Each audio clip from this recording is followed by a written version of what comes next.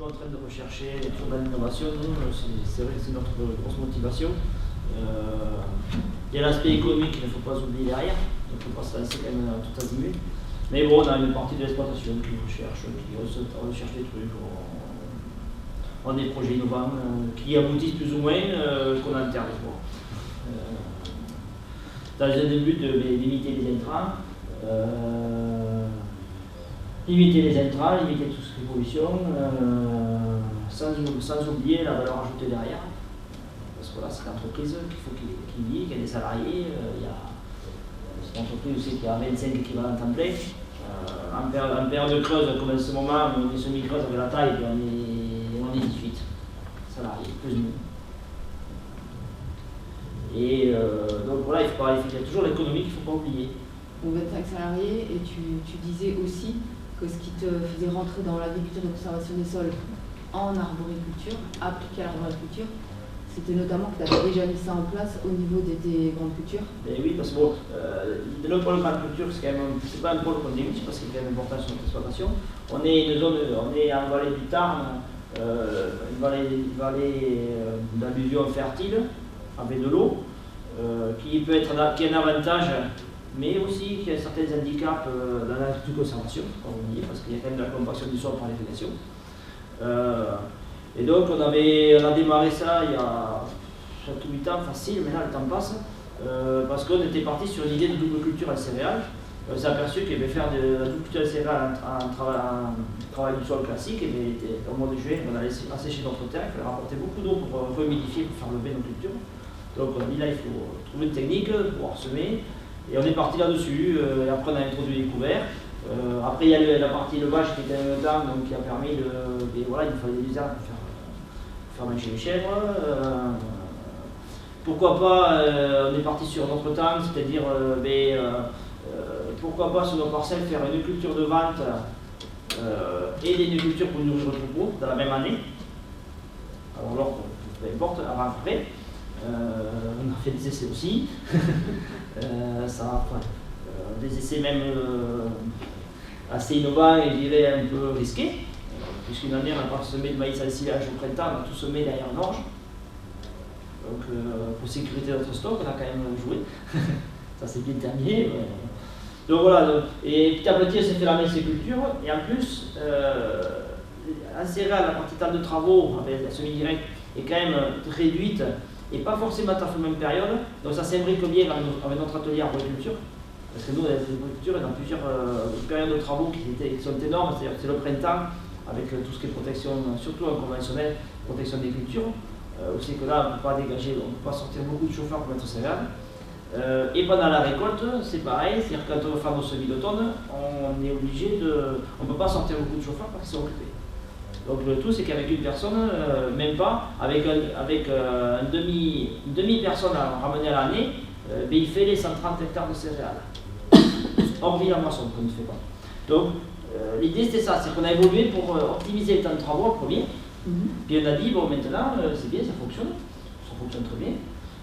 Entre-temps, le marché de la pomme s'est un peu réorienté au niveau variétal, parce que bon, nous on est quand même un gros verger, un verger taille, une grosse en moyenne pour le département, qui est quand même assez productiviste, avec une grosse coopérative derrière. Sauf qu'en conventionnel, le choix variétal c'est réduit comme peau de chagrin.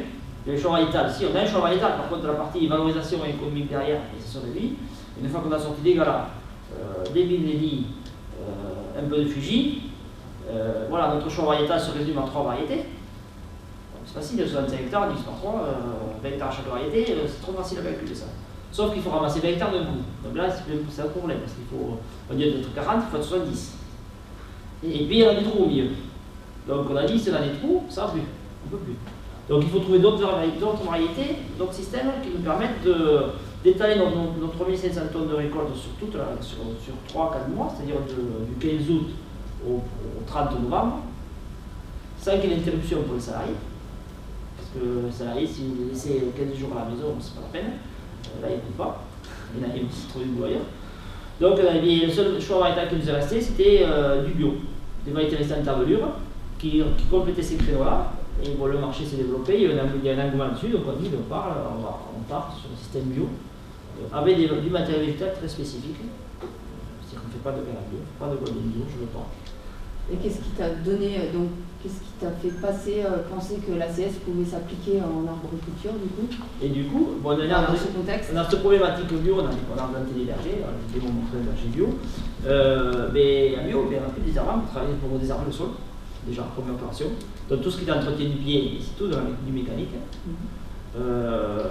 Et ensuite, les fertilisants de la chimie, on n'y a plus accès puisque c'est bio. Donc il faut travailler dans la matière organique. On en a de présente sur l'exploitation, qu'on a valorisé, il fut un temps, maintenant on a d'autres réflexions pour la valoriser, mais différemment, parce que ça rapporte. Ouais. Et donc tout ce qui est, dès qu'on parle de matière organique, pas de travail du sol, il faut une vie dans le sol.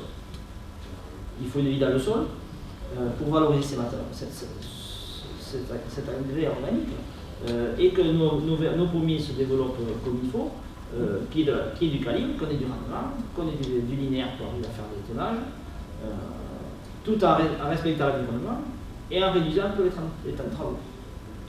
Donc on a commencé à réfléchir comment faire, comme ça fonctionnait déjà dans la CMA, on a dit bon maintenant il faut arriver à transposer. Et on transpose quoi? Comment? Quoi et comment? Après on espère avoir un résultat. Donc on est, comme je disais hier soir, pour le moment on est dans la recherche des espèces. On a le groupe des filles avec qui on travaille, c'est qu'on est tous dans cette optique-là, c'est qu'on a tous des vergers bio, à plus ou moins grande échelle, mais bon, c'est des vergers de 4, 5, 10 hectares. On a toute une problématique.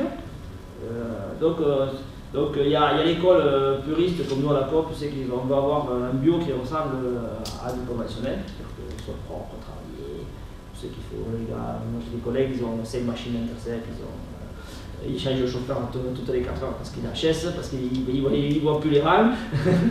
Donc moi j'ai dit non, je veux pas tout ça, je veux une chose différente, un sol qui fonctionne, un peu tout seul, un peu en autarcie, à l'alimentar de la matière organique avec du végétal. Tout à fait ça va, mais voilà, un tonnage quand même raisonnable, commercialisable.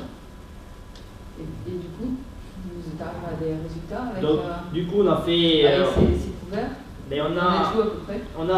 Il y a 3 ans, on a eu sur ce point qui nous ont démarché, puisque du coup, voilà, on a axé sur les 2 volets, parce que le gars il vient nous voir pour la partie céréale, mais du coup on discute à vous. Donc on a fait un essai de trèfle souterrain, comme j'y croyais pas trop. Cette espèce, je l'ai mis dans une parcelle conventionnelle, dans une parcelle de deuxième feuille conventionnelle, ça je dis ici on a toujours le plan B, pour voir comment ça allait se comporter, parce que voilà, c'est pas une opposition entre 2 systèmes de culture, c'est que bon voilà, conventionnel on a un peu plus, on a des outils supplémentaires, mais bon si ça avait fonctionné, mais on aurait l'ourson aurait été conduit de façon avec des couverts. On n'aurait pas utilisé le plan B, mais c'était réglé. Bon. Là, ça n'a pas fonctionné parce que le trèfle a fait son boulot jusqu'au mois de juin et juillet. Après, il aurait dû être terrain, mais c'est pas reparti, donc on n'a plus de couverture du sol. Donc ça, déjà, là, c'est bon. Donc on a dit là, il faut reposer les cartes. On est en train de rechercher, surtout l'ingénieur de la chambre, est en train de rechercher la littérature, toutes les espèces, parce que là, on part de zéro, ouais, ou de la littérature, de ce que vous faites vous à l'INRA, de ce que se fait à Val-de-Loire. De ce qui est publié, en tout cas. Des publications. Mais pas forcément de ce qui s'est fait en temps réel. Il y a des publications, il y a des échanges entre ingénieurs et lycées. On aurait dû mettre des choses en place cet automne, mais bon, ça on n'a pas fait parce que matériellement, nous, il nous manquait un chef d'équipe, donc on a été pris par le timing.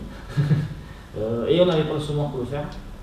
Parce que l'idée, c'est d'arriver à semer des espèces complémentaires, des espèces, alors c'est des espèces de Donc moi je travaille sur un domaine expérimental de l'INRA qui se trouve à 100 km au nord d'Avignon. Et on travaille sur l'arboriculture fruitière donc depuis les années 80. Alors la problématique en herbement verger, bon, comme tout un chacun, au départ c'était juste l'interrang que petit à petit le système d'enherbement permanent s'est développé, mais essentiellement dans l'optique de portance des sols, c'est-à-dire de pouvoir assez rapidement après une pluie pouvoir traiter par exemple. C'était un des critères importants qui était recherché à l'époque. Et par contre, sur le rang d'arbres, en conventionnel, bon, c'était classiquement le désherbage chimique, avec des produits assez costauds à l'époque. Et donc, si on est venu à l'INRA de Gautron, donc je parle au nom de l'INRA, mais aussi au nom du GRAB et de l'ITAB, puisque ce sont deux organismes qui sont présents aussi sur le site et avec lesquels on collabore énormément sur ces problématiques. En fait, on est arrivé à se poser la question de l'enherbement de la ligne d'arbres par le biais, comme pour toi, par le biais du bio. C'est-à-dire qu'on s'est retrouvé à installer des vergers en bio, et donc avec un travail du sol sur la ligne, comme effectivement de façon classique, parce que c'est la méthode la plus développée et qui, bon, finalement, effectivement, donne quand même des résultats, il faut le reconnaître. Surtout dans le cas, même en conventionnel aujourd'hui, où on a de moins en moins de produits désherbants disponibles, efficaces vraiment pour vraiment tout miser sur le désherbant. Donc du coup, ce travail du sol sur la ligne s'est développé avec des outils. Bon, il y a des outils comme tu l'évoques, Intercept par exemple, qui fonctionnent pas mal, mais qui est assez lent, donc il ne faut pas être trop pressé.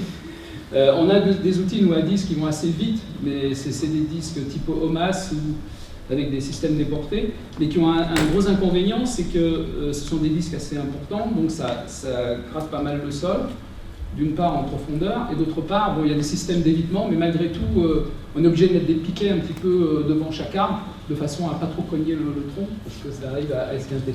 Donc voilà, le travail du sol sur la ligne en bio ne nous satisfaisait pas complètement, malgré tout. En plus de ça, on est sur des sols, nous, donc c'est pas du tout les mêmes sols que Jérôme, c'est-à-dire c'est des sols peu profonds relativement, donc l'enracinement il n'est pas très profond, et de fait, comme on cassait complètement les racines dans les 10 premiers centimètres avec ce système de disques, et ben, du coup ça réduisait encore plus l'enracinement en profondeur. On a fait des profils, c'est très net. En sol travaillé sur la ligne, on réduit fortement l'enracinement. Donc on a été amené par ce biais à réfléchir à un couvert végétal sur la ligne d'arbre. Voilà.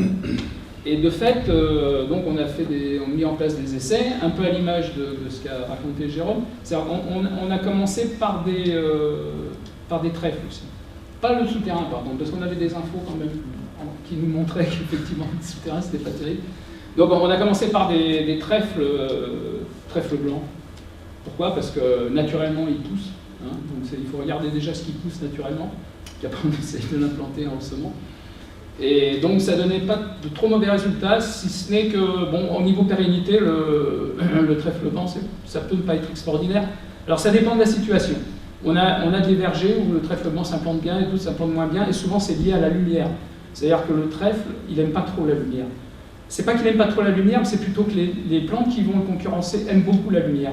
Et donc il va se faire énormément concurrencer par les adventices, s'il est en situation de fort éclairement, parce que les adventices vont pousser plus vite que lui. Et donc, à moins d'avoir un entretien assez serré, c'est-à-dire de pouvoir couper toutes les mauvaises herbes dès qu'elles dépassent le trèfle, mais ça c'est contraignant quand même de passer. On a le système, c'est un fauchage, ça nous permet de couper les mauvaises herbes qui dépassent du trèfle, mais bon, ça fait du boulot quand même. Mais cela dit, quand c'est une situation d'ombre, le trèfle, on a des vergers où on a pendant 5-6 ans gardé le trèfle, il n'y a aucun problème. Voilà. Mais c'est une situation où il y a beaucoup d'ombre. Sinon, quand il n'y a pas d'ombre, au bout de 3 ans, souvent il faut le Alors cela dit, ce n'est pas forcément un problème, puisque en le retournant, on relibère donc beaucoup d'éléments, notamment des racines de légumineuses et tout. Et de fait, quand on suit l'évolution des éléments dans le sol, que ce soit tous les éléments, effectivement c'est très bénéfique. Mais bon, ça demande à refaire un suivi et tout. Sur la ligne d'arbre en plus, c'est pas si simple que ça. On essaye d'adapter actuellement des outils pour ça, mais bon, c'est un petit peu du bricolage. Alors ça, et autre chose, donc on a fait tout un tas de mesures. Alors bon, j'ai éventuellement des trucs là-dessus, si vous êtes intéressés, où on a fait par exemple une mesure d'infiltrométrie, donc ça s'infiltre beaucoup mieux l'eau dans les sols avec couvert végétal, avec trèfle, que sol travaillé, on a fait tout un tas de mesures. Donc on a une granulométrie qui est bien meilleure, hein, donc la granulométrie des sols est améliorée avec le couvert végétal, mais ça c'est dû aux racines, au travail des racines. Puis c'est dû au fait aussi qu'on trouve énormément plus de lombriques sous, j'ai des courbes, hein, si ça vous intéresse, sous couvert végétal qu'en travail du sol, parce que le travail du sol ça les broie en fait. Et de fait, on a tout un panel de mesures agronomiques qui nous permettent de montrer qu'effectivement le couvert végétal améliore. Et ça nous a amené d'ailleurs à réduire de façon drastique les apports qu'on faisait sur la parcelle enherbée par rapport à la parcelle travaillée, parce qu'on avait un essai donc, où on compare avec des répétitions et tout. On a divisé par 2 nos apports de compost et d'engrais dans la partie enherbée par rapport à la partie travaillée. Et on a au niveau des résultats sur analyse de sol, etc., c'est totalement identique, voire légèrement supérieur dans la partie enherbée, malgré la division par 2 de tous les apports, comparativement à sol travaillé. Et au niveau même on était jusqu'au rendement, jusqu'à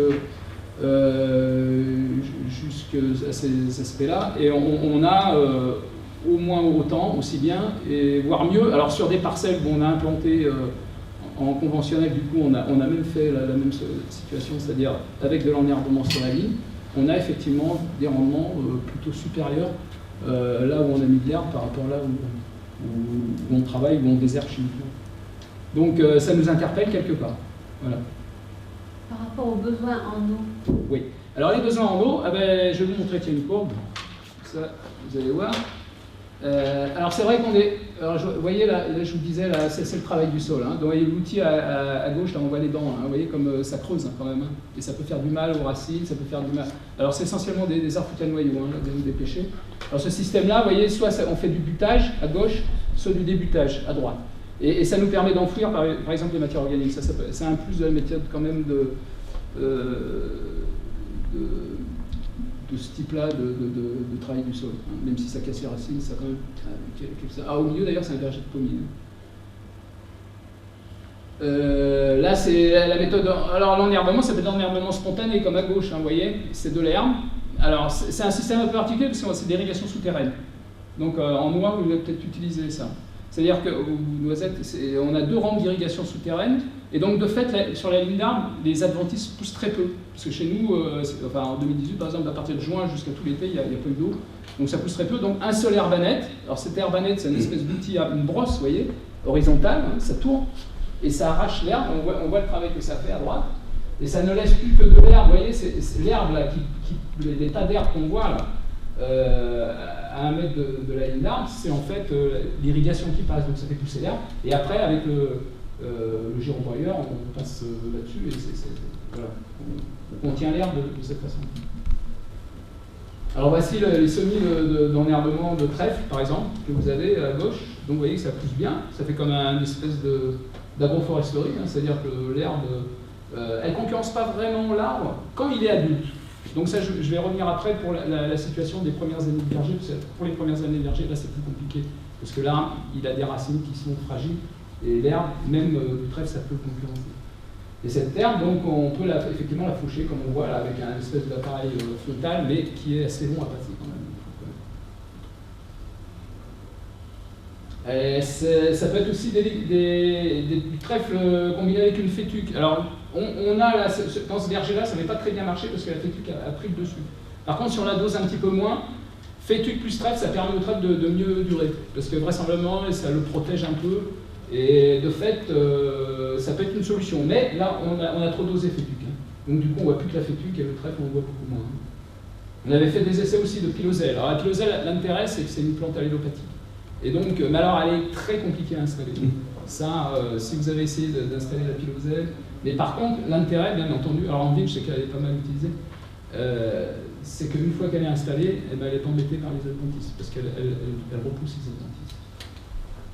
Et on fait actuellement des essais d'implantation, parce que c'est un souci d'arriver à l'implanter, mais on a des possibilités peut-être, il y a des sociétés qui actuellement proposent des méthodes pour l'implanter, c'est combiné avec certains produits naturels, bio, et ça pourrait permettre de favoriser son implantation. Alors ça c'est l'essai finalement où on compare effectivement le travail du sol trèfle Donc on voit la granulométrie à gauche, dans le petit sac, c'est à gauche, c'est grumeleux, structure grumeleuse sous couvert, et à droite, c'est sous travail du sol. On voit que la structure est beaucoup moins grumeleuse et beaucoup plus prismatique. Alors ça, c'est, je vous le disais, la filtrométrie. Alors je ne vais pas détailler les cours parce que ça, c'est un peu pénible, mais en gros, si on veut, ça va beaucoup plus vite. L'eau s'infiltre beaucoup plus vite sous couvert, donc comme on l'a fait là. Hein. Donc on avait juste coupé avec un ciseau, mais on avait gardé le couvert. Et dans ce cylindre, l'eau passe plus vite là où c'est emmerdé que là où c'est travaillé.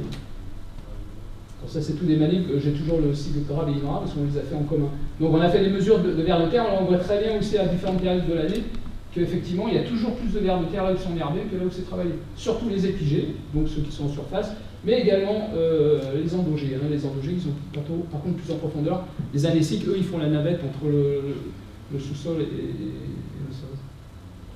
Et là, on avait fait des profils. Alors je vous disais, voilà, à gauche, enherbement, à droite, travail du sol. Plus c'est foncé, plus il y a de racines. Vous voyez, il n'y a pas photo. Hein. Donc ça, c'est une moyenne sur plusieurs profils qu'on avait fait. On voit bien qu'on a beaucoup plus de racines là où c'est enherbé, au bout de quelques années quand même, hein, on n'a pas fait tout de suite. L'enherbement, on l'avait commencé en 2004, et ça, on a dû le faire en 2009, vous voyez, c'est 5 ans après. Donc, au bout d'un certain nombre d'années, on a un système qui va vers plus de racines comme... Alors, nous, c'est une situation particulière, vous voyez le profil, hein, c'est des cailloux. Hein. Il y a 30 à 40, 50% de cailloux, donc c'est peut-être une situation particulière, peut-être dans une autre situation, ça sera peut-être un peu différent. Chaque extrait est en fait un cas particulier. Et là, ce que je vous disais, ouais, c'est l'évolution des teneurs, malgré la diminution des fertilisants. Donc, je vous disais, on a divisé par 2, hein, et malgré tout, vous voyez, donc l'évolution hein, des éléments, vous voyez comme l'azote, ça augmente hein, dans le sol, et la matière organique aussi, on passe de 2% à presque 5%. Donc, on a des sols squelettiques relativement, c'est-à-dire que c'est du sable. Donc, à partir du moment où on apporte de la matière organique, là, on n'apporte pas des quantités énormes, hein, c'est de l'ordre de... C'était 8 tonnes hectares pour la partie travaillée et 4 tonnes donc pour la partie enherbée.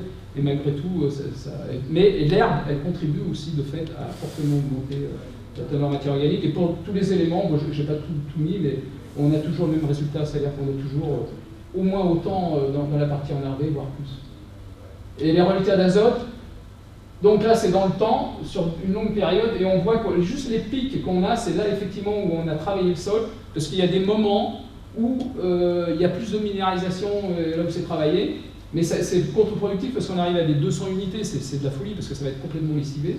Alors que là où il y a de l'herbe, ben, ça reste toujours pareil et c'est constant. Donc en fait, l'herbe, elle fixe un petit peu, si on veut, la libération d'azote dans le sol, et de fait, elle a un pouvoir tampon un peu sur la libération, sur la disponibilité en nitrate et ammonium dans le sol. Donc c'est un aspect aussi intéressant. Si je peux me permettre, par rapport à ça, on a eu une intervention l'autre jour d'un chercheur de l'INRA de Tex sur le priming effect, là, je ne sais pas si vous... Ouais. C'est la façon dont les plantes régulent leur nutrition en éléments minéraux en fonction des exudats qu'elles diffusent dans le sol. C'est ça. Et quand il y a un couvert permanent, ces exudats sont permanents dans le sol et régulent le microbiote. Et le microbiote, quand il y a beaucoup d'éléments, il va le mettre à disposition de la plante, et quand il n'y en a pas beaucoup, il va les immobiliser. C'est ça. Et ça, c'est fabuleux parce qu'on s'aperçoit que dans les prairies, il n'y a jamais de reliquat d'azote. Il n'y a jamais de reliquat d'azote. Et dans les cultures, dans les monocultures, tout ça, il y a toujours des reliquats d'azote. Les grandes cultures, attention. Grandes cultures. Les grandes cultures en système conventionnel, en couverture permanente, c'est comme si on avait justement des systèmes très hauts, cultives. Parce qu'on maîtrise par les herbicides. Mais bon, c'est quand même c'est ça qu'on cherche à utiliser. Alors ça c'est la même chose pour l'eau, ce que vous dites pour l'eau c'est exactement pareil. Vous voyez la poire en pointillé, c'est sous sol nu. Alors c'est même pas le travail du sol, c'est sous désherbant, hein, parce que comme je vous dis on l'a impliqué sur des vergers conventionnels. Qu'est-ce qu'on voit? C'est donc la même parcelle. On voit, alors ça c'est une période humide. Alors par contre c'est vrai que ça va pas être vrai, ce qu'on raconte là c'est pas vrai tout le temps. Ça va dépendre de la climato. Là c'était une époque très humide. Et on voit donc là en bas, là, on voit que c'était au début mars-avril. Ce qu'on voit, c'est que la tension d'eau, elle n'est pas à zéro là où il y a de l'herbe. Pourquoi? Parce que l'herbe, elle pompe un petit peu, donc c'est jamais dans l'eau complet. Alors que là où c'est désherbé chimiquement, c'est complètement à zéro, ça veut dire que c'est en hydromorphie. Et par contre, dès que ça dessèche, vous voyez que ça régule, qu'il y a un lissage de la courbe. Bon, après, il y a les irrigations, hein, quand vous voyez que ça redescend, enfin, la courbe est à l'envers en fait. Hein. Quand ça redescend, ça veut dire qu'on a arrosé, hein, vous avez une période d'arrosage. Hein. Mais vous voyez comme ça fluctue beaucoup là où le sol est nu, ou désherbé, alors que là où il y a de l'herbe, c'est beaucoup plus régulier. Et de fait, ça a une incidence sur le fruit, nous, on l'a observé, par rapport aux maladies de conservation. C'est-à-dire que comme le fruit, il va pas avoir ses à-coups de croissance, donc il a moins de micro-fissures à la surface du fruit, et donc il y a moins de maladies de conservation. Mais ça, il faut bien faire attention, c'est vrai que certaines années, c'est pas toujours vrai. Si vous dites ça aux gens, puis qu'ils vont mesurer ça, puis qu'ils ne vont pas le voir, ils vont dire, il m'a raconté des bobards. Mais en fait, c'est vrai sur les années où ça craint le plus, c'est-à-dire les années humides. Et on voit qu'on a beaucoup moins de pucerons, donc c'est la courbe en rouge, là où c'est enherbé par rapport à la courbe où c'est désherbé. On a fait ça sur plusieurs années, donc ça a l'air de se répéter quand même pas mal. Et donc, alors nous on l'explique parce que le puceron noir il a une biologie particulière, ça dépend de la biologie de la bestiole bien entendu, c'est qu'il passe l'époque hivernale dans le sol, enfin au niveau du sol. Donc automatiquement c'est vrai que quand il va redémarrer au printemps, eh ben, il va se faire bouffer par toutes les bestioles, parce que dans le trèfle il va y avoir énormément d'arthropodes, donc il va y avoir beaucoup d'ennemis qui vont l'empêcher de se développer. Donc, mais par contre quand vous avez des pucerons qui arrivent par les airs, c'est-à-dire qui volent, et là, à ce moment-là, l'enherbement, il n'a aucun effet, c'est clair. Donc c'est pour ça que l'enherbement, il n'est pas valable pour tout, il est valable pour certaines ravageurs. Donc ce que je vous disais, donc les mesures agronomiques, on voit qu'au niveau rendement, même... donc là, par contre, ça n'a pas été divisé par deux, hein, les engrais à droite. Hein. Et on voit qu'il y a un peu plus de rendement. Et bon, c'est ça, bon, c'est des résultats, mais il faut dire qu'au minimum, ça ne pénalise pas. Quoi, et les temps de travaux, donc là c'était une autre manip, c'est juste pour faire un peu le bilan des temps de travaux entre le travail du sol, enherbement et désherbage chimique. Et on voit au final, je ne vais pas vous détailler, mais sur une période assez longue, finalement, on arrive à des totaux, c'est de l'ordre de 8 heures hectares pour tous les systèmes. Donc on ne peut pas dire que l'aspect temps de travaux, enfin, dans le système qui nous intéresse, ce soit un aspect déterminant. Ça sera autre chose. Par contre, le désherbage, il faut compter en plus le produit, parce que c'est pas donné maintenant les produits. Hein, si vous utilisez les produits. Voilà, c'est un peu la synthèse de ça.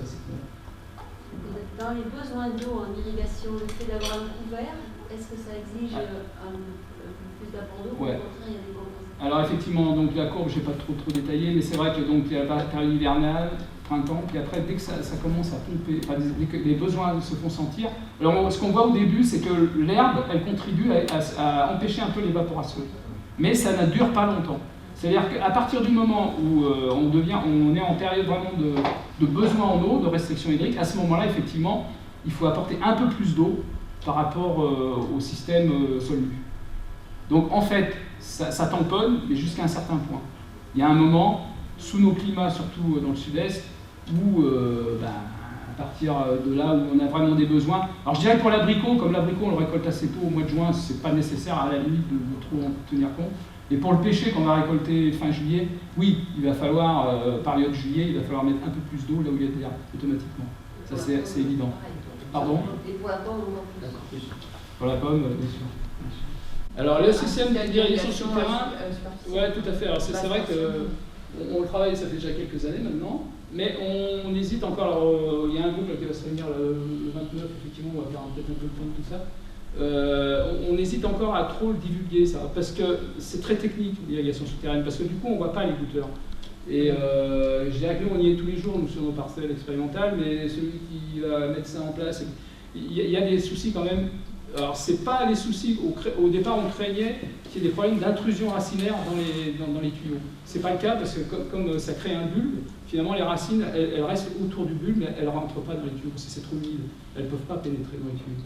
Mais par contre, dès que vous avez un système de filtration qui n'est pas suffisant, vous avez, alors si nous c'est le cas, par exemple on a une eau très sale et on a des risques de limon, de choses comme ça, et vous pouvez avoir un bouchage.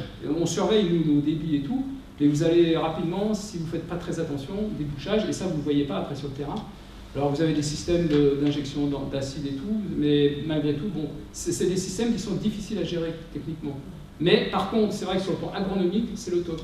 Parce que là, on fait, en plus c'est du coude à coude avec des faibles débits, donc ça correspond bien à la physiologie des arbres, c'est-à-dire que les arbres, ils ont besoin de faibles apports d'eau, mais tout le temps, à la limite. C'est-à-dire qu'en fait, il leur faut de l'eau à disponibilité, mais pas trop, quoi. Et ça correspond bien goutte à goutte. Et en plus, au niveau des racines, on leur apporte vraiment les éléments, enfin, à la fois l'eau et les engrais, parce qu'on met aussi les engrais dedans. Et du coup, on peut faire des économies fabuleuses et garder la même efficacité, quoi, au niveau de l'eau et des apports d'éléments. Et aussi, ça résout en partie le problème de concurrence de l'eau avec l'herbe, parce que là, vous n'arrosez pas l'herbe, vous arrosez un petit peu quand même, malgré tout, puisqu'on l'a vu, hein, ça pousse mieux là où il y a les tuyaux, mais ça permet quand même de mieux nourrir les arbres par rapport au système par-dessus, pendulaire, qui lui arrose d'abord l'herbe avant d'arroser les arbres. Ça c'est clair. C'est vrai qu'agronomiquement, le système souterrain, c'est un système très intéressant, mais je dirais que techniquement, à moins de vraiment comment dire, de faire très attention, sa filtration, etc., de surveiller ça, les débits et tout, c'est vrai que c'est un peu c'est plus ça technique. prouve que si on arrive à, techniquement, j'allais dire même technologiquement, se trouve la bonne technologie pour avoir une eau qui soit suffisamment filtrée en amont, qui n'est pas de l'eau comme dit qui entre, j'allais dire le problème il est réglé. Il paraît qu'en Israël, je ne suis jamais allé, mais il paraît que c'est le système dominant là-bas. Et en plus, bon, ils ont le problème de manque d'eau, donc le fait d'économie d'eau pour eux, c'est fondamental. Si je peux me permettre, sur les noyers, l'enherbement permanent, la station de Kreis qui travaille là-dessus, pendant 10 ans, à peu près, a mesuré les effets de tontes fréquentes et de tontes beaucoup plus tardives dans la saison sur les mois. La beaucoup plus tardive laissant pousser l'herbe jusqu'au mois de juin, quasiment, parce que les viticulteurs ont peur que sans tondre, il y ait ce problème d'absorption d'eau par l'herbe. Donc les tontes répétées ont plus d'impact négatif. Plus d'impact négatif. Bien sûr. Voilà. Oui, sauf que c'était un peu contre-intuitif au départ. Donc il fallait moins travailler pour mieux réussir. Exactement. Et donc ils tondent maintenant, les gens tondent au mois de laisse pousser l'herbe jusque-là. Et parce que, effectivement, moi je pense qu'en laissant repousser plusieurs fois, il y a des absorptions d'eau qui se font. Tout à fait. Vous boostez le végétal. Hein, voilà, c'est ça. Mais malgré tout, c'est quand même encore le truc dominant. Alors quand on est sur l'aspect eau, je vais rebondir là-dessus, c'est qu'on a une solution quand même. Bon, on va voir qu'on l'a utilisé aussi un peu pour autre chose, mais ça serait les engrais verts. C'est-à-dire à ce moment-là, des semis qu'on ferait à l'automne, effectivement, de différentes plantes, légumineuses et autres, et qu'on retournerait assez rapidement au printemps. C'est-à-dire, de fait, à ce moment-là, on n'a plus la concurrence de l'eau. Et aussi, ça peut être une solution en verger, parce qu'on ne l'a pas dit, mais à partir du moment où vous enherbez, il faut faire attention à la température. Parce qu'on a raconté beaucoup de choses, ok, mais la température du verger, aussi bien, d'ailleurs, on a mesuré nous, sous l'herbe et dans le verger, et ben, ça tempère aussi les écarts de température, mais c'est toujours plus bas. Voilà. C'est-à-dire la température dans l'herbe et dans le verger, elle va être toujours plus basse que dans le sol nu. Donc, vous avez des chiffres par rapport au gel, justement parce que ça, alors, par rapport au gel, moi c'est Monsieur Petit, vous connaissez peut-être le nom des Alpes, des Hautes-Alpes, c'est quelqu'un qui suit très bien cet aspect-là, et il dit, lui, que c'est autour de 1,8 degrés, ça peut aller jusqu'à 1,8 degrés. Donc c'est pas négligeable, c'est-à-dire qu'on est en situation gélive, vraiment qui craint, vraiment, ça fait plus d'1 degré, c'est énorme, ça fait jusqu'à presque 2 degrés. À 1 mètre du sol, c'est très important. Et donc, à ce moment-là, ce que font les gens, nous on a des ardéchois par exemple qui sont sur le plateau à 600 mètres et qui ont des cultures d'abricotiers, et bien ils mettent de l'engrais vert parce qu'à ce moment-là, ils retournent leur engrais vert au moment de la floraison et comme ça, ils n'ont pas le souci de. Alors, c'est un peu tôt effectivement pour que ça ait beaucoup poussé, et malgré tout, ils ont quand même un effet que s'ils ont semé assez tôt, donc ça a poussé un peu à l'automne. Et de fait, et ça veut dire qu'ils bénéficient quand même de cet enrichissement du sol en matière organique fraîche qui est très intéressante pour l'engrais vert. Et ils n'ont pas cet inconvénient à la fois du gel et puis de manque d'eau. Et après, ils continuent par le travail mécanique, tout l'été. Ouais. C'est une solution mixte. C'est une solution mixte. Cela dit, comme chez nous il ne pleut pas beaucoup, je vais vous dire, s'ils ont des soucis d'irrigation, de ne pas trop arroser, ça ne va pas énormément pousser. C'est vrai qu'il n'y a plus de vie microbienne. On n'a plus de vie, parce qu'on a un sol qui est chauffé, qui est de 40 degrés, tout ça, soleil. On a fait une constatation, nous, sur le prunier, ça fait 7 ans qu'on ne voit plus l'herbe jusqu'à la récolte. On se retrouve avec une masse végétale donc, qui monte à mètre à peu près. On a un inversement de température qui, comme vous disiez, n'avait pas donné la somme, la différence. On était à moins 12 degrés par rapport à la température de verger, dessous. En profondeur. Au ras de l'herbe. Au ras de l'herbe. Au ras de l'herbe, moins de 12. L'herbe, elle concurrence quand même beaucoup les premières années. Hein. Et ça, les premières années, les essais qu'on a vus, là, c'était donc en herbe sur un verger déjà bien développé. Et les premières années, en fait, on avait travaillé le sol avec l'outil qu'on a montré, l'outil à disque. Et là, l'idée maintenant, ce serait d'essayer, donc dans le cadre d'un casdar, d'implanter un enherbement dès le départ, donc du verger, mais pas un enherbement permanent, un enherbement temporaire. Donc là, par exemple, vous voyez, c'est un mélange avoine-vesse, et on a planté donc le pêcher direct là-dedans, quoi. Et donc, c'est un essai qui a démarré il n'y a pas très longtemps. Et, vous voyez, alors le témoin, par exemple, travaille, on travaille, mais il y a un peu de mauvaise herbe quand même. Et à droite, donc, les légumineuses. Là, c'était légumineuse parce qu'on a plusieurs types d'engrais verts. Et là, c'est vesse qui domine, vous voyez, la vesse d'hiver. Vous voyez comme elle est devenue haute, elle dépasse pas, on ne voit plus les arbres, quoi, tellement elle a poussé. Et donc, on les a fauchés au mois d'avril, mai. Et les recouvrements, donc on voit que c'est surtout... Alors, on a 3 engrais verts testés. Donc, un, c'est mélange avoine et 2 trèfles. Le deuxième, c'est avoine et vesse, donc hiver et printemps. Et le troisième, c'est que des légumineuses, pois, trèfle et vesse. Et on voit à quel point la vesse, dans tous les cas, elle domine, quoi. On les a semés à peu près même quantité, les différents éléments.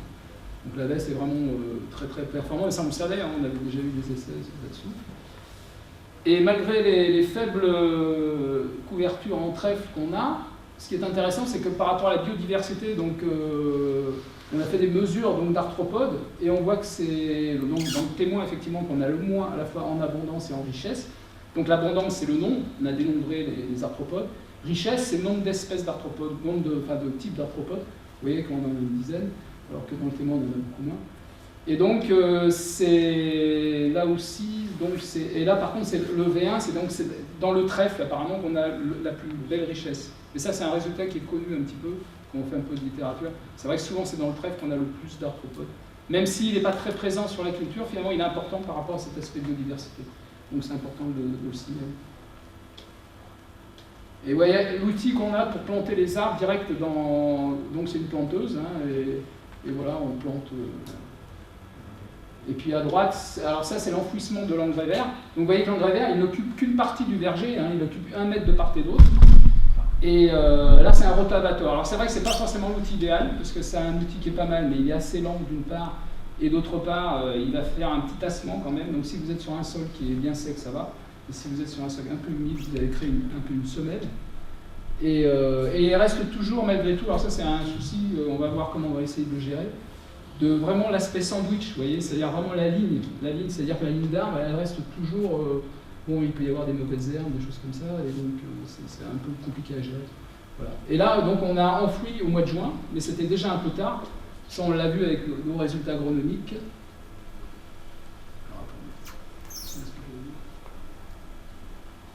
Ah ben non, je ne l'ai pas. Non, ben les résultats agronomiques, en fait, ils montraient que, bon, comment dire, actuellement, on peut mesurer que les vigueurs des arbres, c'est équivalent dans tous les systèmes. Mais on craint quand même que si on refait encore une année comme ça, on va pénaliser là où on met de l'arbre, de l'enherbement. Donc on va essayer d'enfouir beaucoup plus tôt, c'est-à-dire dès le mois d'avril, plutôt qu'au mois de juin, de façon à limiter la concurrence vis-à-vis des arbres. Et nous, on est plutôt resté encore sur un système de micro-G qu'on automatise et qu'on va encore automatiser encore plus pour fractionner les apports. Parce que ça reste des systèmes moins contraignants en termes de couchage, c'est-à-dire on est plus surtout sur les mêmes débits, les mêmes sections de buse quoi, ou de goutteur. Donc là, dans ce cas-là, c'est des buses.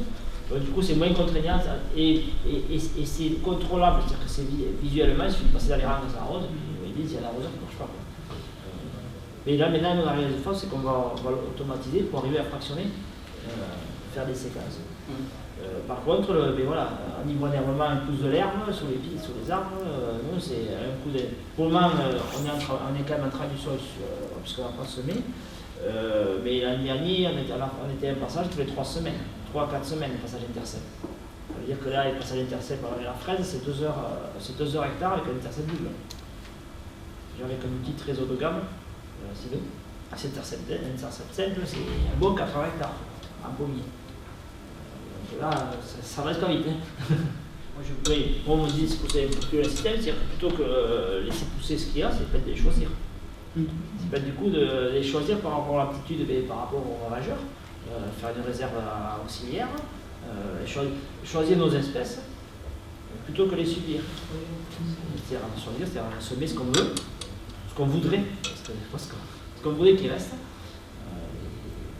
pour aller encore plus loin. L'idée de faire construire le semoir par les Espagnols de semi-direct dans les vergers, c'est-à-dire un semoir large, bas, avec une trémie compacte, et voire 2 ou 3 compartiments pour faire un non-mélange. Parce que moi, l'idée, c'était pas forcément de semer toute en largeur, avec les mêmes graines. Peut-être des bordures avec des légumineuses. Peut-être sous le tracteur, là ça ne gêne pas, on peut peut-être laisser passer des plantes fleuries peut-être, qui vont monter, qui ne vont pas nous gêner. Voilà, l'idée c'est ça, partir d'une idée et avoir plusieurs trémies de façon à pouvoir qu'il n'y ait pas de tri dans le semoir. C'est-à-dire qu'on puisse doser en fonction de la taille des graines. Parce que nous on s'aperçoit qu'avec le gros semoir, on a une parcelle qui a 25 km, 30 km de chez nous, qui est derrière Albias, il y a 45 minutes, 50 minutes de route. Quand on part le semoir avec un mélange, c'est bientôt, quand on arrive là-bas, il y a un léger tri dans le semoir. C'est une vibration. Et donc, voilà, l'idée c'est ça, si on met des petites et grosses graines, c'est de pouvoir semer vraiment ce qu'on veut, où on veut. Votre idée, c'est de trouver des semis, enfin des plantes qui se développent le moins possible sur le rang, de façon à intervenir sous les sprinklers le moins souvent possible pour nettoyer, c'est ça? Et puis entre rangs, d'autres plantes. C'est-à-dire, sous le rang, je pense que sous le rang, de toute façon, à un moment donné, on va être obligé de les réguler sous le rang. Elles vont être dans la zone irriguée, elles vont être invasives, on risque de faire des choses. Donc là, je verrais plutôt des légumineuses du coup, qui conservent de la partie hiver-printemps pour apporter la matière organique de l'azote. Mais on sera obligé de la deuxième partie de printemps ou de tonne, je ne sais pas, pour faire quelque chose. Mais du coup, si on fait table rase ou en tonte ou par roulage, on n'aura plus des zones de refuge pour les auxiliaires. Que sous le tracteur, qu'on ait des plantes qu'on fasse que pencher quand on va passer, c'est pas grave, ça ne me gêne pas. Et du coup, on créerait des zones, parce que ce qui se fait un petit peu en vigne, et même nous, quoi, ça en parlait un peu, c'est-à-dire qu'il y en a qui travaillent un intervalle entre autres. Sauf que nous, un intervalle entre autres, c'est pas possible. Parce que du coup, en vigne, il laisse un intervalle couvert, avec des légumineuses, des fleurs, toutes les types d'espèces. Je ne suis pas spécialiste pour ça, tout ce qu'ils y mettent. Mais du coup, cet intervalle, il n'y passe jamais de la saison. Donc, du coup, ça se développe, ça fait sa vie. Que nous, on est obligé de passer un peu d'intérêt. On a quand même des traitements des fongicides, des insecticides, on a des éclaircissants à faire, on a les filets à ouvrir après la fleur, on a des interventions qu'on est obligé de passer pour les terrains. Donc on ne peut pas dire on va semer, on est obligé de passer partout. Donc l'idée c'est de mettre des plantes qu'on veut garder là où c'est qu'on ne roule pas. C'est-à-dire dans le mètre qui est sous le tracteur. On a réduit nos pratiques herbicides, on a bien réduit. Parce que voilà, on a découvert permanent, donc on n'a pas de retournement de sol, donc du coup on relève pas du stock de graines, parce que si vous utilisez la charrue, c'est bien, on efface tout une année. Mais vous remontez ce que vous avez mis dessous là, évidemment. Donc on remet moins de graines à germination quand même, en conditions favorables pour germer. Donc du coup, je vois en maïs, nous on travaille en herbicide sous couvert et de l'herbicide. On est désherbant prélevé et on est au tiers de dose parce qu'on veut sécuriser les 20 cm de la ligne de semis, puisque comme on les a dégagés avec la chasse des briques, on ne les a pas travaillés, on les a mis au jour. Donc je pense qu'on a réduit. Après, il faut fongicide, blé, on a, je pense, levé le pied quand même, on a économisé les fongicides. Parce qu'on ne les a pas placés forcément au même moment. On a été plus dans l'anticipation parce que ce système, il a aussi un truc intéressant que je trouve, moi, par rapport au conventionnel, c'est que vu qu'on est quand même sur des systèmes vivants, on fait beaucoup d'observations. on fait de l'observation, on est dans les parcelles. Et du coup, on fait plus d'anticipation. Donc du coup, ben, au lieu d'intervenir en pompier, pas mieux en conventionnel, mais en pompier avec une grosse dose, on va travailler des choses plus d'anticipation, de gérer un problème qui va arriver ou qui est en train d'arriver. Donc c'est plus facile de le prendre quand il est naissant que quand il est abouti. Donc l'idée c'est de ne pas traiter systématiquement, donc le fait de passer plus souvent dans la parcelle. Nous on fait ce qu'on appelle des contrôles Z, c'est-à-dire Z parce qu'on zigzague dans le verger, on le fait une fois par semaine, ça ne dure pas longtemps, hein, ça dure une demi-heure, et on observe tout comme ça. Et après si on voit un problème plus particulier, on va faire un comptage plus précis. Mais ça permet de dégrossir beaucoup, et rien que ça permet effectivement d'économiser beaucoup de traitements par rapport au canevas qu'on a de traitement qui nous dit qu'il faut traiter tel truc, et on va presque, je dirais pas se forcer à traiter, mais être incité à traiter, alors que là en observant le verger, on voit bien qu'il n'y a pas de problème, ou il y a par contre un problème qui apparaît et qu'on n'avait pas prévu. Donc c'est l'observation. Et je dirais, c'est vrai que c'est difficile d'évaluer vraiment l'ennervement, ce que ça va permettre de réduire au niveau phyto. Global. En fait, le problème, c'est qu'aujourd'hui, on est sur des dispositifs un peu globaux, des dispositifs systèmes, où on met en marche tout un tas de techniques. Et c'est vrai que c'est difficile de faire la part des choses. Mais par contre, ce qu'on voit effectivement, c'est qu'au global, on diminue. Hein, et dans Ecophyto, la conclusion, c'est Ecophyto 1, pendant 4 ans, 5 ans, on a fait eh ben, au départ, on était un groupe de 7 expérimentateurs.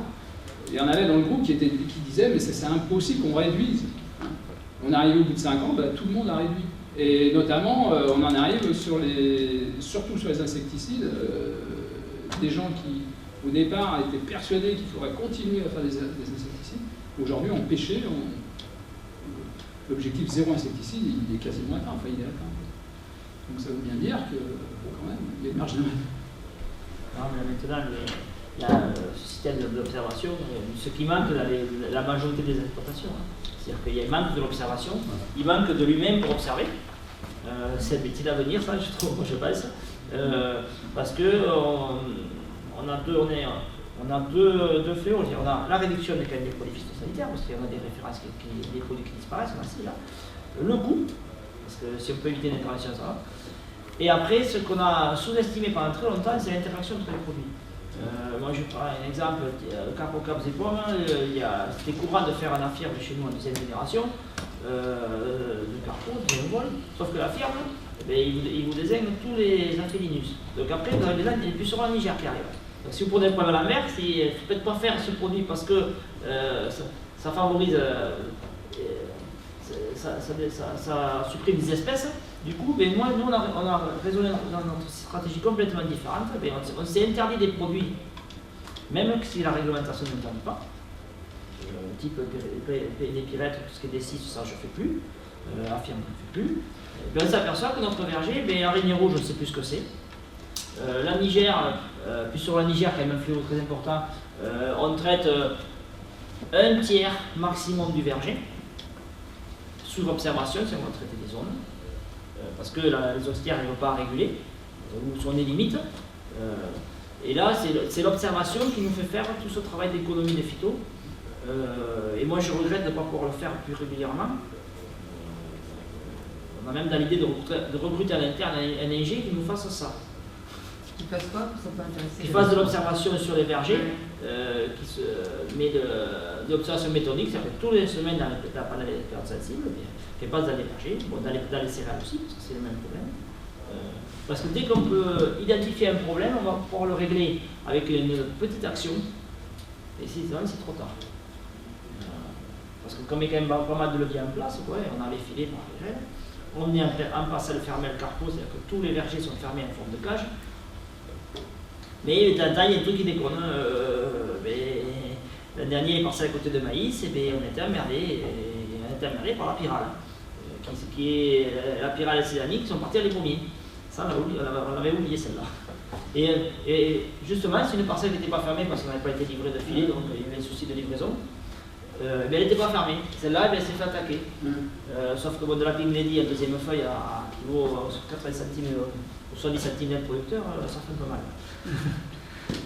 Et la parcelle d'à côté qui était fermée, en Pink Lady aussi, il n'y a pas de dégâts. Donc il y a toutes ces méthodes à remettre en place. Et c'est surtout l'observation. Pour réduire les phytos, parce qu'on en a parlé pas mal, mais il y a aussi le conventionnel qu'il faut. Parce que la stratégie type plus euro l'an dernier, ben voilà, les néonicotinoïdes, c'est interdit depuis cette année maintenant. Ce que nous, ben, quand les charges Carrefour, ils ont dit nous on va faire mieux, on va le faire dans la vente. Donc l'an dernier, déjà, on n'avait plus les néonicotinoïdes. Donc voilà, on a fait. Et ben, on a été voir ce qui se passait chez les bio. Et on a appliqué les stratégies bio, et bien du côté fait, on n'a pas eu plus souvent. Ça s'est très bien déroulé. Donc il faut évoluer avec le temps. Et moi, ce qui pour moi est révélateur, c'est que, comme je disais, l'enherbement sur la ligne, maintenant, il se développe même en verger conventionnel. Enfin, donc ça veut bien dire que... Alors c'est un juste retour des choses, c'est-à-dire que les techniques bio, elles reviennent sur les vergers conventionnels. C'est l'intérêt du bio, quelque part, hein, c'est de montrer que, bon, qu'il y ait des choses qui fonctionnent. Quoi. L'enherbement, donc, vous parlez beaucoup d'implantation et de choix d'espèces. J'ai entendu certains agriculteurs qui laissent plutôt un enherbement spontané. Oui. Qu'est-ce que vous en pensez Il faut essayer. Donc effectivement, le fait de semer, ça permet quand même de choisir, d'avoir une cible précise par rapport à des intérêts qu'on voit par rapport soit à la restitution d'éléments, soit par rapport à l'enrichissement de la biodiversité, des choses comme ça. Donc ça peut être intéressant quand même de semer, c'est-à-dire on maîtrise mieux les choses. Mais sinon en spontané, oui, même en interrompt, en spontané, on l'a fait pendant des années. Mais ça va dépendre des milieux. Mais c'est pas des milieux d'espèces parce que la nature hors du vide va compléter. Et pas forcément, ça va pas être forcément des choses. C'est pas dire bénéfique, mais des fois, avec un petit plus de semis, pas forcément retourner, c'est qu'on peut semer un supplément, on peut avoir quelques bénéfices plus rapides, plus importants, le fait d'en rajouter. Je pas forcément, j'ai pas dit qu'il fallait se remplacer, plutôt rajouter que remplacer. On peut orienter un peu l'agriculture, la nature. Voilà, on va essayer d'orienter un petit peu. Les plantes, il faut les semer dans leur période. Vous ne pas faire le sango au mois de septembre, ça ne marchera pas. Parce qu'elle n'est pas dans un cycle de développement. Donc, et c'est comme une fève-rolle, elle se met au 14 juillet, après avoir moissonné. Même avec de l'eau, il ne ferait pas un exploit. Et puis elle prend beaucoup de maladies. Enfin, nous, on s'aperçoit que... Parce que vous mettez une plante qui est adaptée là, sur cette période, et puis avec un, vous faites de la racine, le sorgho, il m'a fait de la racine, il a structuré le sol. Mes légumineuses m'ont apporté de l'azote. Et voilà, mais je suis resté couvert. Moi j'ai mes sols qui sont 100% couverts toute l'année, soit par un couvert, soit par une culture. J'essaie de jouer avec ça, de relayer. Voilà, et vos couverts, ils sont entièrement restitués au sol ou vous les valorisez d'une autre façon? Non, parce que nous sur l'élevage, c'est chez les tiers, c'est très pointu à l'alimentation. Donc on a préféré rester sur un système simple. On a testé maïsilage l'année dernière, maintenant on est reparti sur un système foin, maïs grain concentré. Parce que voilà, il faut remettre notre contexte. Nous, c'est une grosse structure avec des salariés. Donc, on a un responsable d'élevage. Ils n'ont pas forcément la fibre animale. Donc, il faut des trucs simples pour les rations. Il ne faut pas compliquer. Parce qu'ils ne vont pas voir si ça déconne, si ça dérive. Donc, on a réduit. Donc, tous nos couverts restent sur Marseille. Le seul truc qu'on exporte, c'est les pailles. Les pailles, on les exporte après la moisson. Pour nous, on ne les vend pas. Pour l'élevage? Pour l'élevage. Et ça veut dire que derrière, vous y vendez le fumier. Et derrière, on n'est pas les fumiers. Dans les parcelles, on peut. Tous les couverts restent et il n'y a pas de phyto, jamais des arbres. Normalement, il n'y a pas de phyto, mais on ne s'interdit pas de faire l'antigraminé sur certaines bordures de maïs. Des fois, moi, je préfère désherber le couvert que désherber le maïs. Parce qu'il vaut mieux régler un problème de petites graminées que de grosses graminées qu'y aller au bifo après derrière. Donc l'idée, c'est que si on fait un tour de plaine à février sur nos couverts, et on regarde quoi ça se passe. Et là, on fait le bilan de ce qu'on doit faire au printemps. Cette parcelle, il n'y a pas de couvert, et on a de la compaction, mais tant pis, on va fissurer, ce qui est arrivé l'an dernier. Mais on le fait à la carte, à la parcelle. Celle-là, on va la désherber. Celle-là, on va faire que le tour, ou on va faire qu'une zone. On fait un gros, on passe une journée à faire le tour de... Et chaque parcelle, c'est un cas particulier. Après, on essaie de regrouper les cas particuliers pour organiser le travail, mais... Et alors vous êtes un groupe d'arboriculteurs de combien à travailler Sur le groupe des filles, on est une dizaine, douzaine, je crois. On travaille sur la conservation, sur les couverts des sols. Et tous, on a implanté des pommiers bio sur le groupe, plus ou moins historiquement. Et tous, on est en train de réfléchir à ce système-là. C'est vrai que moi, je suis plutôt en avance, ils m'écoutent, ils me regardent faire pour le moment. Parce qu'ils n'ont pas ce recul de la grande culture. Ils ont pas ce, eux, pour le moment, ils voient un verger pommier bio, il faut que ça ressemble à un verger conventionnel. Il faut que ça soit propre au sol, nickel. Ils y passent une énergie phénoménale. Quand vous passez l'Intercept les premières années, c'est l'hécatombe, parce que passer l'Intercept 3 mois après planter, l'arbre il n'est pas costaud, le palpeur il touche. Non, mais on a tout fait. On s'est disputé avec le concessionnaire, on a réussi à fabriquer un Intercept quand même, qui est capable de passer dans des vergers plantés d'il y a un mois. Mais on a essayé tous les plâtres. Ouais. Mais l'idée c'est ça, c'est de limiter ce travail du sol, parce que le bio c'est pas la photocopie du conventionnel. Et qu'est-ce que vous allez tester prochainement? Qu'est-ce que c'est les prochains essais? Les prochains essais c'est tout ce qui est couvert à ce type-là, pour arriver à sélectionner des espèces et des périodes d'implantation. Et où? Déjà parce qu'il y a un gros chantier. Et comment on le gère? Et après en parallèle, mais ça c'est autre chose, on fait partie du projet national PulvéFix. C'est-à-dire qu'on est en train d'essayer de faire de la pulvérisation par micro-jet. C'est un système qui est en train de se mettre en place. Il y a un projet CTFL national, il y a 4 sites. Pour essayer justement de limiter les traitements phyto, parce que même en bio, quand même, on fait quelques fongicides. Et d'arriver à s'approcher le plus proche de la maladie et traiter soit un stop, ce qu'on appelle un stop, c'est-à-dire juste après la pluie, et ne plus faire de préventif. Parce que le préventif, vous faites du préventif sur des données météo. Et des fois, la météo est forte. Donc vous faites un traitement et puis il ne pleut pas. Bon, mais il va faire bruit. Donc l'idée c'est ça, mais ouais, c'est le projet de ce printemps, le PulvéFix. C'est hyper compliqué. C'est encore plus technique que le routage souterrain. Et du coup, ça nous permettrait de peut-être pas diviser par deux les traitements conventionnels, mais au moins un tiers, je pense qu'on devrait les gagner avec ce système-là. Mais le tout, c'est que, voilà, pour moi, il y a 3 sites, mais 3 sites de 3 rangs d'installés. Un à Mossefel, un à Morinière, et l'autre à Langsar, c'était fait. Et voilà, 3 sites de 3 ou 4 rangs. Et là, nous, maintenant, c'est la deuxième phase, on est sur les sites d'une hectare. On va découvrir. Et sur la vigueur de l'arbre, est-ce que les couverts ont eu un impact positif, négatif?